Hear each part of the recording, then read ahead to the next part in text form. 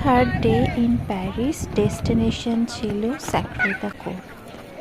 তো অনেক steps actually হাঁটতে হয় এই স্যাক্রে দ্য কোরে যেতে গেলে, বাট সত্যি বলতে কি এতগুলো স্টেপ করা ওয়ার্থ ইট, বিকজ একদম টপে গিয়ে এত সুন্দর একটা প্যারিসের ভিউ দেখতে পেলাম, যেটাতে সমস্ত টায়ার্ডনেস চলে গেল।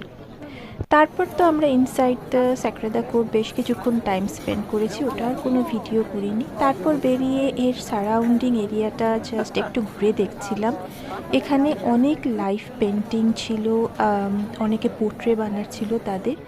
এখানে কিছুটা টাইম কাটিয়ে একটা কাফেতে একটু কিছু স্ন্যাক আর কফি খেয়ে তারপর ফেরার পালা। আর দেখো এটা কি ডাউনহিল, কত নিচে, নামতে গিয়ে প্রায় মাথা ঘুরছিল। তারপর লাঞ্চের জন্য চলে এলাম লা মারে। ওখানে একটু লাঞ্চ খেয়ে, লাঞ্চের পর তো ম্যান্ডেটরি একটু ওয়াক করতেই হয়, তাই ওইখানটাই লাস্ট দিন ছিল, তাই একটু ঘুরে দেখলাম। এটা একটা ভীষণ সুন্দর একটা অ্যালিওয়ে দেখলাম প্যারিসে, যেটা খুব ভালো লাগলো, তাই তোমাদের সাথেও এটা শেয়ার করলাম।